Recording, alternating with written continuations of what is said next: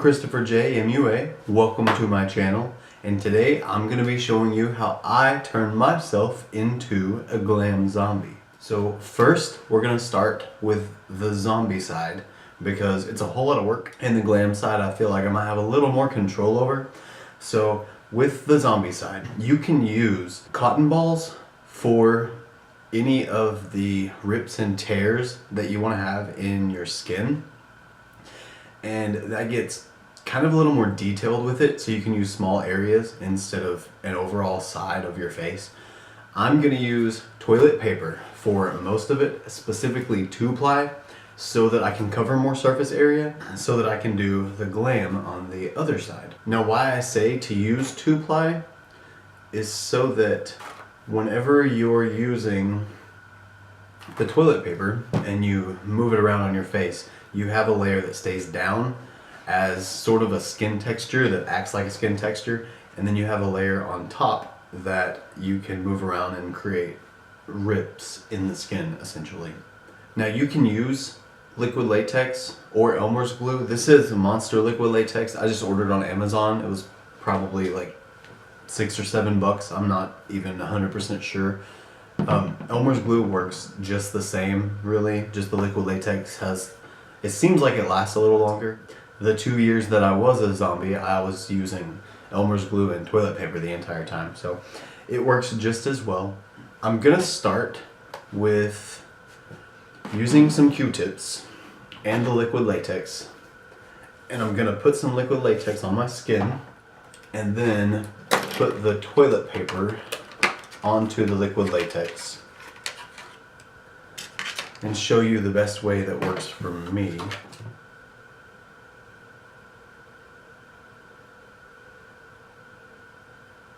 Okay, that still looks like glue, I guess.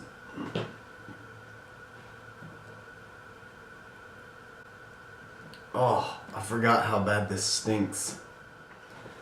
Okay, so I'm gonna start with putting on the liquid latex on my face because I want to get a sticky base for the toilet paper and the cotton balls to lay down on.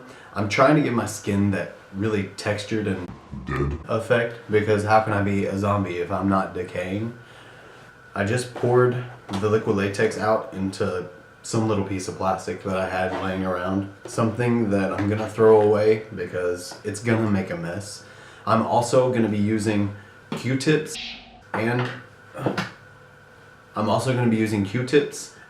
a brush that I'm not going to be using anymore for anything else. Make sure whatever you use that you can throw away and that you're not going to want to keep, because liquid latex, unless you wash it like immediately, it's going to be destroyed. So I'm going to take the liquid latex on the brush, and I'm going to do the left side of my face as a zombie because I'm a lot better at putting makeup on the right side of my face. So why not just kill the left side instead? Don't get liquid latex in your brow, because you're gonna rip all your hair out when you take off the liquid latex. Same thing with the Elmer's glue. It will hurt, I promise.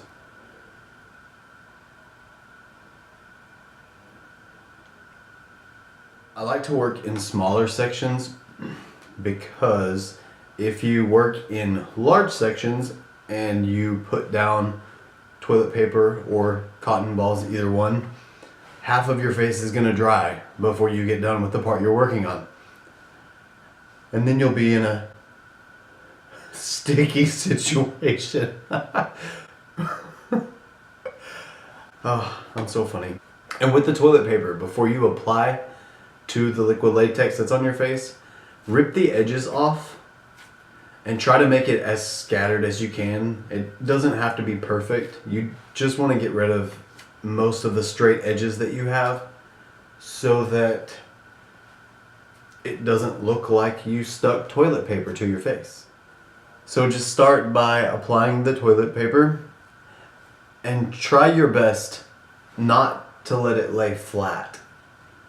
So crinkle it up as you apply it, just so it looks like more like decaying skin and less like toilet paper. And after I lay the toilet paper down on a spot that I like it to be, I go back over with the liquid latex on the edges and just kind of lay it down, and I'll go under as well. Now, one thing that's really nice to remember is that any moving part of your face, when it has the liquid latex on it, it's going to be really hard to move it because the latex is going to dry solid. So try to avoid covering your mouth completely and around your mouth completely, because if you're going to be wearing this for a long time and it's a costume, then you're going to end up breaking the toilet paper or the latex or the dead skin, and you won't be able to use it anymore. So I like to make sure that I apply the liquid latex all over the toilet paper, because most toilet paper has a pattern printed on it, usually anyway. The wetter the toilet paper gets with the liquid latex, the less the pattern in the toilet paper is going to show, which is exactly what you want, because you want it to look as little like toilet paper as you can.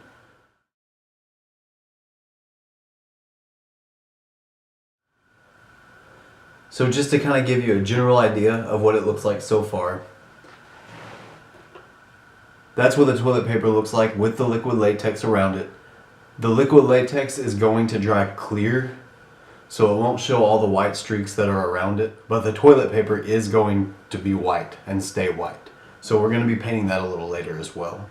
Now that I've got the dead skin applied and that's drying, I'm going to use a cotton ball.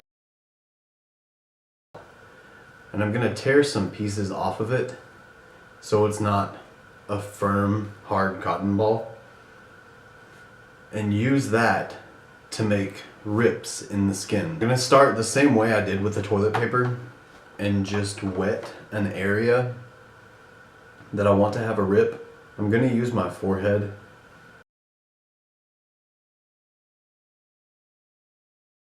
Now in this spot, since this is where I want the rip to be, I'm going to lay the cotton ball down over the latex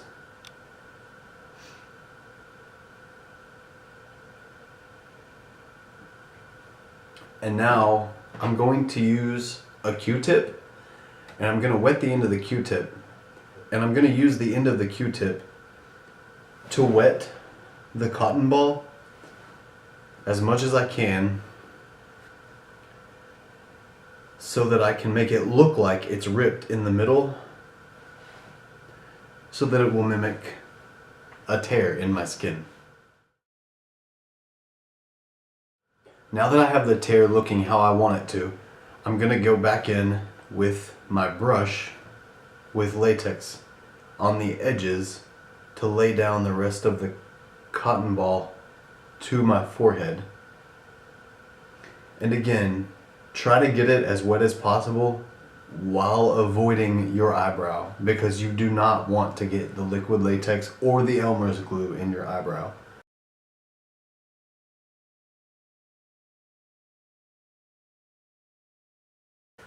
Okay, now that I got the rip made in my forehead, I'm going to go back in with some more toilet paper, and I'm just going to put random pieces where I want more texture to show, because I want my skin to look as imperfect as possible,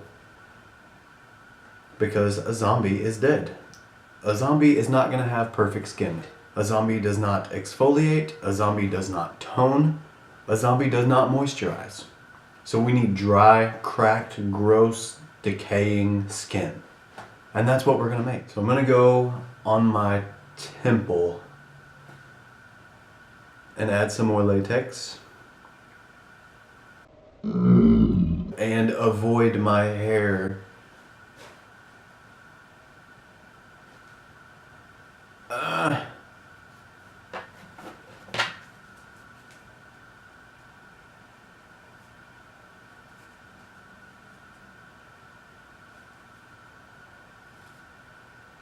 Don't get liquid latex or glue in your hair. It sucks. Now, one thing I will say that I notice, it's a big difference between liquid latex and Elmer's glue is it seems like the liquid latex is drying much, much faster than what the glue ever did. So maybe anticipate that if you do decide to use liquid latex. And again, on this same section, I'm going to go back over the top of the toilet paper with the liquid latex to get rid of any of the pattern that was left in the toilet paper.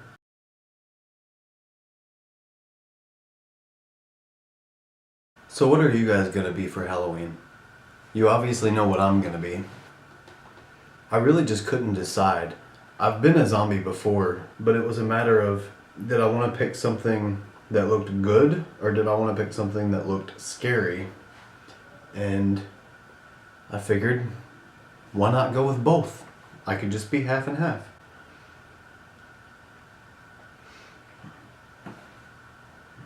So for sake of time, this is all I'm going to do of the zombie side of the skin texture. I'm going to still paint it, but I need to let it dry first so that I don't get the paint wet. Now that I'm done with the zombie side, just applying the skin texture, while that's drying, I'm going to go ahead and start on the glam side.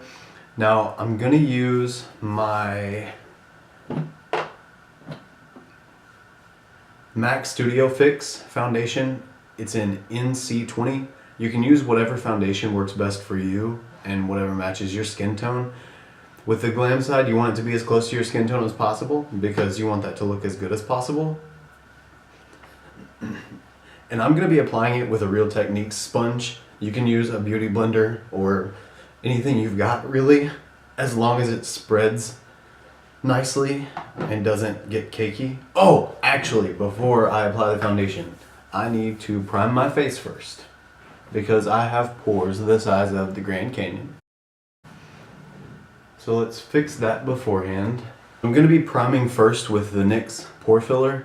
This is, so far anyway, the best thing I've found to prime my face with when it comes to filling pores.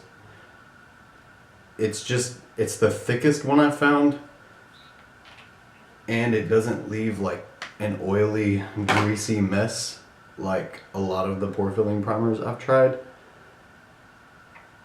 And rather than actually just, oh no.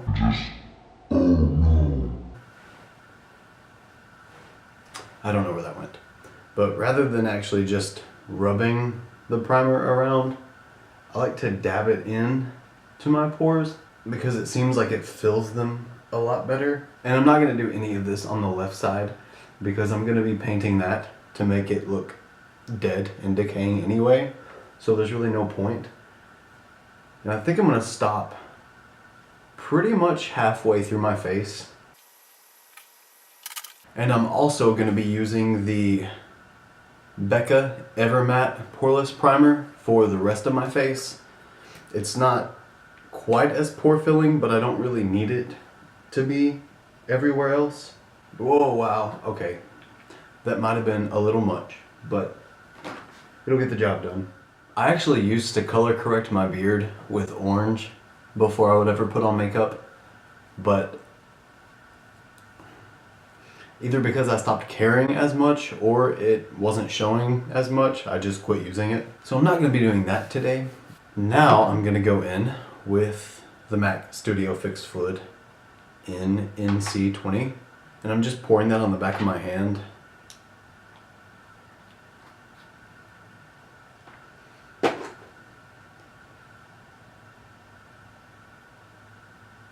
And I'm just going to dab that everywhere on the glam side.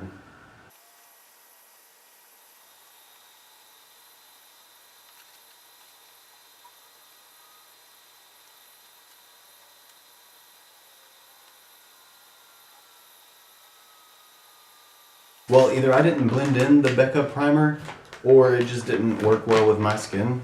So I'm taking that off my forehead because it ended up, I don't know if you can see it, but it ended up like caking up the foundation on my forehead up here. But I'm just going to take that off my forehead.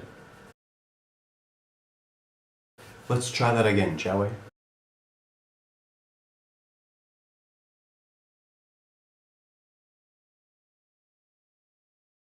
Okay, That's a lot better. Now I don't want the hard line in the middle, so I'm just going to diffuse the edge just a little bit so that I can use that edge to paint into the rest of my face. Foundation is laid, so now I'm going to go in with concealer, and I'm using Tarte Shape Tape in shade light medium, and again just using that on the glam side. And just blend that out with the damp sponge.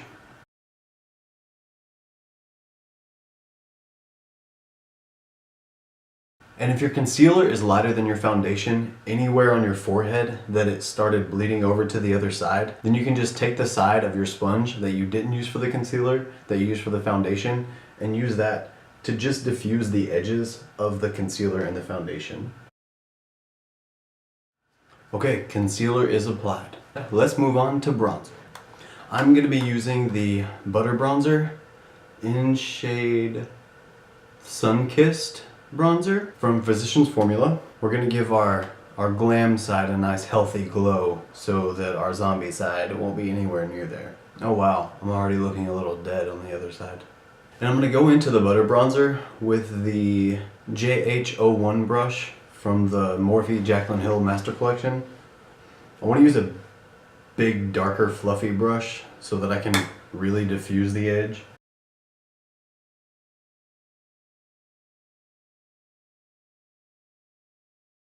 So normally whenever I apply the bronzer, I typically go anywhere that I'm going to contour anyway, just so I can kind of diffuse the edges out just a little bit more.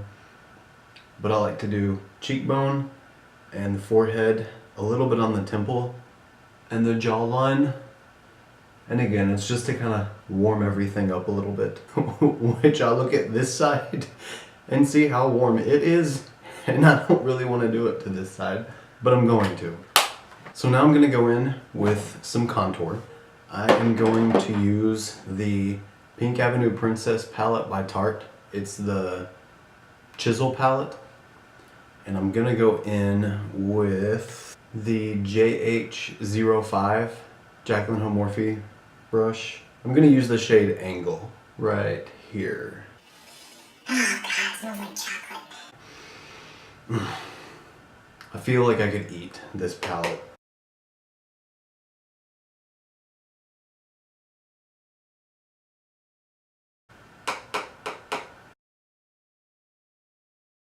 And I'm contouring everywhere that I used bronzer. Just cheekbones and temple a little bit, and jawbone.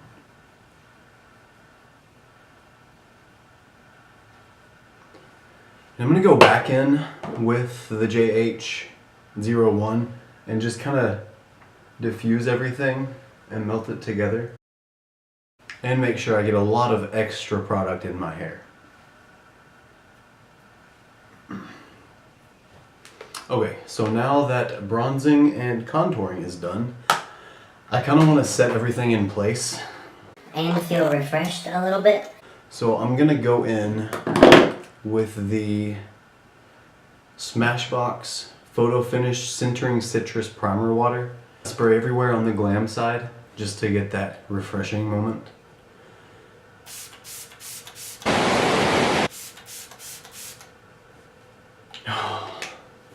That's amazing. So now that our foundation, contour, concealer, and bronzer are meshed together, once that dries a little bit, we're going to go in for the eyes. Okay, so now that we're finished with the face base, it's time to go in with the eyes. I'm going to start out just putting concealer over my eye as a base for the eyeshadow.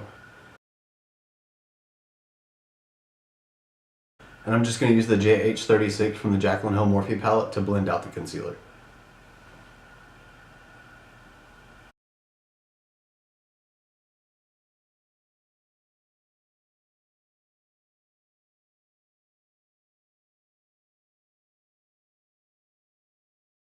Okay, after days of blending, I am now done concealing that eye.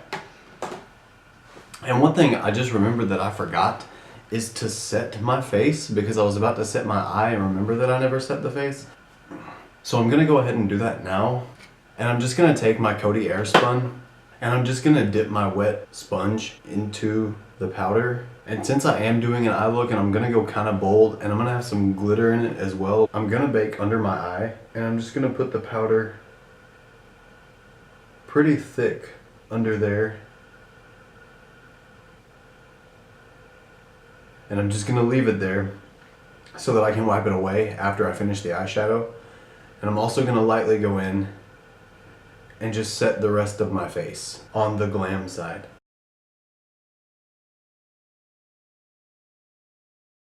Now I don't want all of the white that the powder left on my forehead, so I am gonna wipe that away, and I'm just gonna use my JH02 brush to wipe that off of my forehead. And I'm still gonna leave it on my under eye. So now for the most fun part, I'm gonna take my JH36 brush and go into my Take Me Back to Brazil palette by BH Cosmetics. And I'm gonna go into, hold that thought.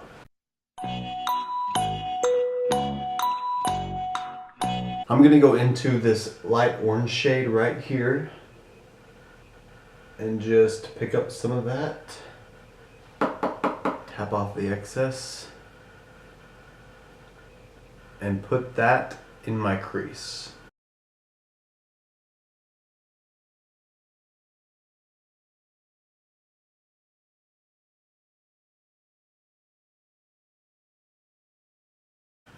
And I'm blending that orange all the way up to the brow bone.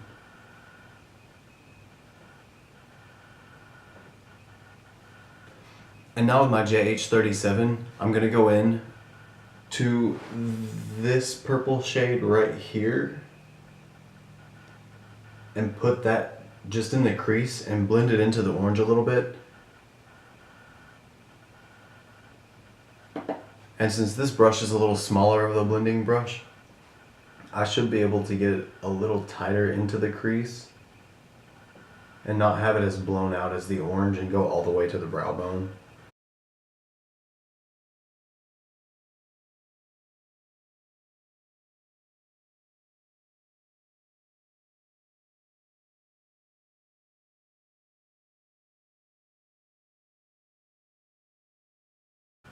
Just keep blending, just keep blending, just keep blending, blending, blending. What do we do?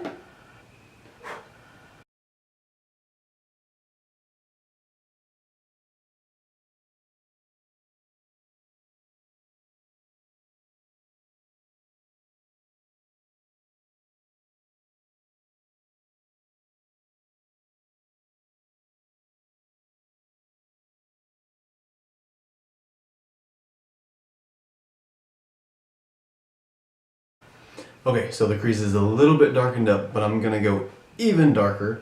I'm gonna use the same brush, the JH37, and I'm gonna go into this deep purple right here, but I'm gonna make sure that I stay really tight within the crease and not go too far out because I don't want to blow it out anymore. I just want to deepen the crease.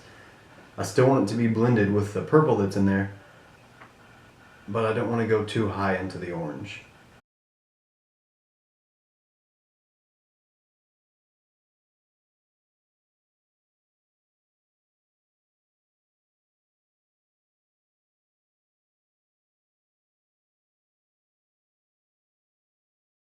Okay, and now that that purple's done, I've pretty much gotten the outside taken care of. I still have a lot of lid space to use, so I don't want to cover that up. And I don't really need to cut the crease because I kind of left that open. So now I'm going to go in with my Aurora Lights palette, also by BH Cosmetics. And I'm going to take my JH41 brush. It's a rounded flat packer brush. And I'm going to go into... Sorry, I didn't plan this beforehand, so I'm trying to figure out exactly what I want this look to be. I'm going to go into Prismatic. Right here, this shade. Actually, before I do that, no, we're gonna test it out first. I was gonna at first say that I needed to spray my brush with Fix Plus so it would be more pigmented, but we're gonna try the BH Cosmetics and see if it'll do it by itself. So dip into Prismatic, and I'm gonna get quite a bit on the brush because I'm gonna go pretty hard into it. I mean, it's definitely pigmented, if you can see it. Just tap off the excess. I'm just gonna apply that all over the lid. Wow, okay. So that doesn't need Fix Plus at all. I really like this shade too because it's kind of got a duochrome to it. The shadow itself looks purple, but then when it shifts in the light, the little glitter specks turn like a light blue. It's really pretty. Prismatic is the shade name. And you know what, since we're going glam, let's make it a little more dramatic. And I'm gonna take the shade Magnetic in the Aurora Lights palette. It's like a deep navy color. And I'm just gonna use the other side of the JH61 brush, the same one I used for Prismatic. And I am going to put that only on the outer side of my eyelid. And I'm gonna blend that into the shade Prismatic. And luckily, those shadows are good enough that I really don't have to blend too much. They just kind of blend themselves together. Okay, so that's it for the shadow. I am going to draw on my brow real quick, but I'm only gonna do it on the glam side. I'm not gonna do it on the zombie side because it's mainly gonna be covered anyway. Before I start that, I'm going to wipe off this bake, which actually there was no reason for me to use the bake because there was no fallout. Oh, I'm sorry, I just changed my mind. I am actually going to go back in with the JH37 and into the Take Me Back to Brazil palette again. I'm going to use that same deep purple that I used before, and I'm going to take that on my lower lash line just to smoke it out a little bit.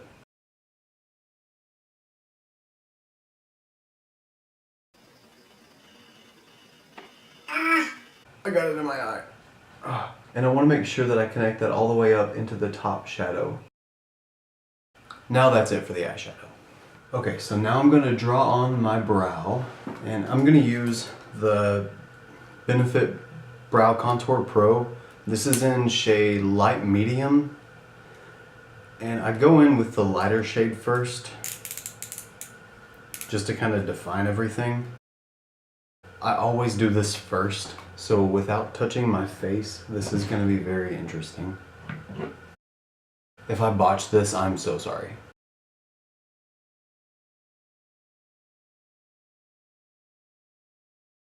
Now I'm going to go in with the deeper shade and just outline the outside edge and kind of deepen that up and feather some lines through so that it looks a little more natural. Okay, now to define. Now the last thing I do after I fill in my brows is I use a spoolie and just lightly brush the product through my brows so that it doesn't seem so drawn.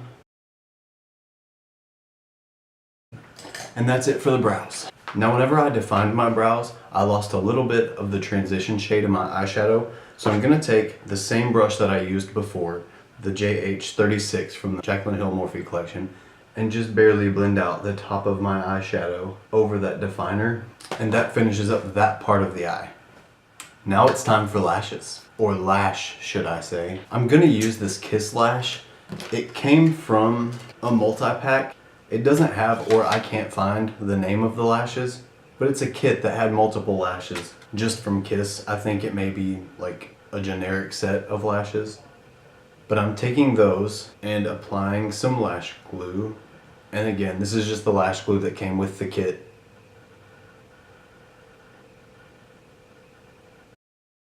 And then we wait about 30 seconds. Now, I've applied these lashes before to myself. I did a terrible job. Since I was using black lash glue, I ended up sticking the glue to my eyelid, which destroyed the eyeshadow I had just finished, and I just gave up. I was done. There was no coming back from that. Oh no! Before I apply these eyelashes, I need to put on mascara. Okay, really quick, since I'm just doing one lash, I'm using the IT Cosmetics Superhero Lash, this one. It's a little sample size that I got for my birthday from Ulta. And I am gonna brush that through my top lashes real quick on the glam side. If you end up following along to this and doing it at the same time, I'm so sorry. So now applying the lash. I do not suggest using this little tool thing that comes with it. I forgot how terrible it is. And I did not bring any tweezers in here with me. I'm gonna have to and just have to wing it. So we're gonna have to pretend that these lashes and this black lash glue did not just completely destroy this look, because I, yet again, could not apply these lashes with this glue. But it's not ruined, and hopefully it dries like how it is. I'm going to attempt to run the mascara through the lashes again to bond my eyelashes with the fake lashes without destroying the entire look, and we'll see how this goes. So a little bit of the lash glue got on the eyeshadow, which it's black, so it almost looks like mascara. Or maybe it was the mascara, I'm not sure. But I used the spoolie that I used for my eyebrows to brush through and just tapped where the black was, and it took it right off, so it doesn't look like I completely destroyed the eyeshadow. So we're gonna roll with that. So now, the only thing left that I would like to do to this side, and I'm kind of scared to do, to the eyes anyway, is some liner. Now, I'll be honest, I'm gonna cheat a little bit because I used so much black lash glue that it looks like I have a line of liquid liner going down my lash line, even though I don't. So I'm gonna pretend like it is. And I'm just going to attempt to make the wing at the end to finish off the black line going down my eye. Have I mentioned already that I'm really bad at wings? Oh, I'm so scared. I don't even want to go in. So I forgot. The liquid liner that I had just a second ago was not the right one. I'm gonna be using the Wet n Wild H2O proof. I don't know exactly how effective this is going to be, but we're gonna give it a shot. Oh, I'm so scared.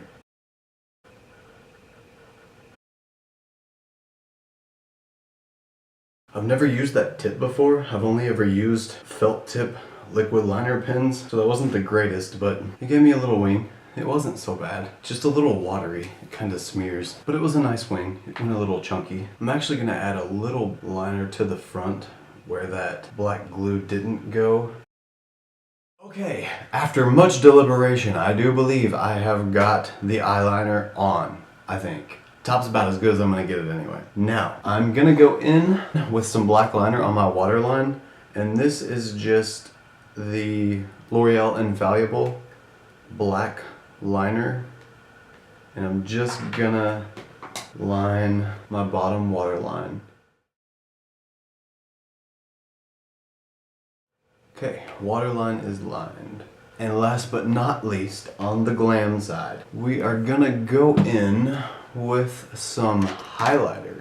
And I am going to be using, I'm gonna use Caught in Your Web Wet n Wild highlighter. Also a limited edition, but I love that it's got, I don't know if you can see it, but it's got a little skull imprint.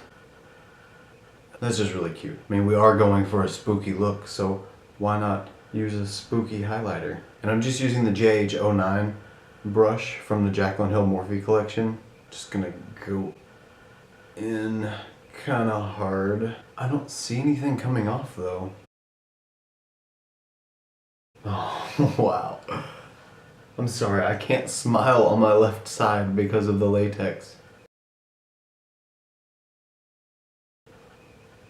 That is a really pretty highlighter.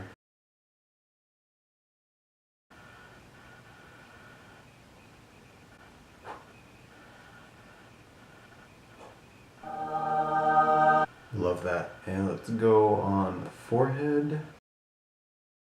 That's not enough. See, we need to use a lot of highlighter so that we contrast our scariness from our zombie side when that happens. And then some down the nose. I'm gonna go with my finger on my nose just a little bit so I get a thinner line, just like that. Okay, that's enough highlighter for now. So before we paint the zombie side, it should be very dry now. Yes, it is very dry. I am going to set my glam side. I'm going to use the Cover FX Illuminating Setting Spray. I want to be glowing and radiant on my glam side. Glowing.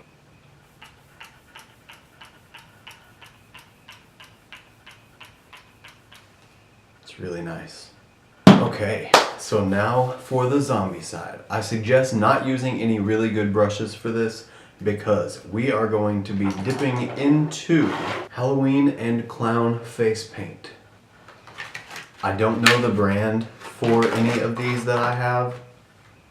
I don't know if they even had a brand, but you can pretty much find it at any store during Halloween. I got these from Walmart and I'm gonna use a thicker paintbrush.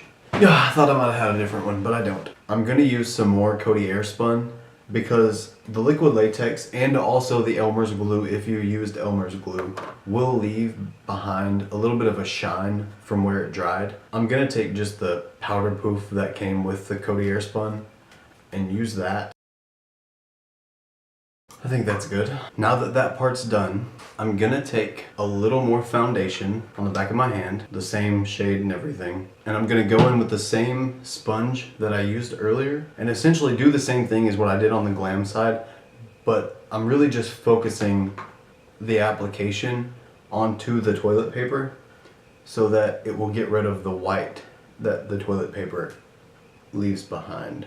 And I'm not really worried about blending this into my skin at all, because there's going to be so much color variation that it's really not going to matter. This is just to get a nice base down so that it looks as close to skin as possible before we darken it. Okay, so we're close to dead skin now. Now I'm going to take a brush I don't care about and I'm going to go into my brown shade here. And this is really just, I don't know, it looks like dirt, really. So let's just call this our dirt shade. And I'm gonna get the brush coated on both sides. And I'm gonna go in mainly around the edges of the toilet paper and on the toilet paper. And I'm not gonna worry about accuracy too much because the less accurate I am, the better I think it looks. Because nothing in nature is accurate. So why should the face painting be? So I've applied the brown everywhere around the toilet paper, and I also want to drag it onto the toilet paper. And make sure if you made any rips that you try not to cover up the inside of the rip too much because we're going to be adding other colors in there later. And as you go around the edge of the toilet paper with the brown, try to diffuse the brown a little bit into your own skin tone as much as you can so that we fade into the glam without it being a stark contrast between the two. And you're mainly wanting to make sure that you hide all of the white that's visible so that it doesn't look like it's toilet paper anymore. Because who do you want to tell that you put toilet paper on your face? Okay, so for now the brown is done. Now I want to go in to where I made the tears and rips. So here and here on my face. And usually whenever skin is ripped or there's any kind of scratches or abrasions, it's bruised around it typically. So like purples and greens and maybe a little orange. I'm gonna go in with this purple first here, here. And I'm using the same brush that I used the brown on because it really doesn't matter with all of these colors mixing. As long as you diffuse it around the edges, it's going to be fine. So with the purple, I'm just going to go around any sores that I made or any scratches that I made and emphasize those a little bit more than what they were. And make sure that when you're emphasizing the sores that you don't go inside of where the sore is going to be, because we're going to be covering that up with something else anyway, so there's no point in wasting the paint. And with that purple, you can tap it anywhere along the zombie side because bruised skin and decaying skin has some purple tint to it. Now I'm going to go in with the pink shade here. And I'm still using the same brush, just mixing colors. I really don't mind what happens to this palette. And I'm going to use that and probably a little more of the purple together and just mix those and go around the wounds again, just emphasizing them even more. Okay, now what I like to do at the very end of applying all the colors is go into the brown one last time and just coat the brush on both sides and add a tiny bit of pink on both sides and go over everything one more time. And this time it's really just a quick wash of the brown and pink. So, I didn't realize it, but apparently my camera just decided it wanted to stop recording, and I don't know why. I'm going to tell you the 3 things that I did after I stopped recording. All I did, super easy, is I used the same brush that I had been using on my face to go into black right here and just fill in a big circle around my eye, over my eyebrow, and onto my eyelid, and blended that into the brown that is on the rest of my face, and then did the same thing on the outer edge and blended that up and into the brown as well, because anything that you paint black is going to look like it's faded into the background, like an eye socket or the back of your head. And I also used the red shade here on just a Q-tip or the stick that comes with the paint, and just put that into any of the cuts or cracks that you made on your face, and it's gonna make it look like it's bleeding. You can also go over that again with either, I know it sounds weird, but some strawberry jam, or you can even order scab blood off of Amazon if you'd rather do that, or Vaseline also works, just to make it look shiny a little bit so that it looks like it's real blood and a scab and bleeding. And then the very last thing that I did was added lipstick to the look. And most of what I was saying whenever it wasn't recording was just trying to decide on a lipstick that would actually work. And it was between Too Faced Melted Matte or the Lorac Pro Berry Red or Anastasia in Parfait Lip Gloss. And I ended up going with Too Faced. And I decided that I wanted to do that because I wanted more on the nude side of a lip, because that's definitely bold and that's definitely bold. Even for just a regular eye look, it's bold, so I wanted to go matte so it would kind of tone it down a little bit. And it matched my tank top, which if you're wearing a costume that wouldn't matter anyway. But all I did was I went in with the Pickup Liners The Balm lip liner in the shade Pineapple and lined my lip, and then went in with Too Faced Melted Matte lipstick in the shade Sellout after that, and that really finished up the entire look. So this is it. Zombie on one side, glam on the other, with that amazing highlight. So Glam Zombie. If you like this and you like the look and you like my first ever video, don't forget to give me a thumbs up and subscribe, because I'm going to be coming out with some more videos.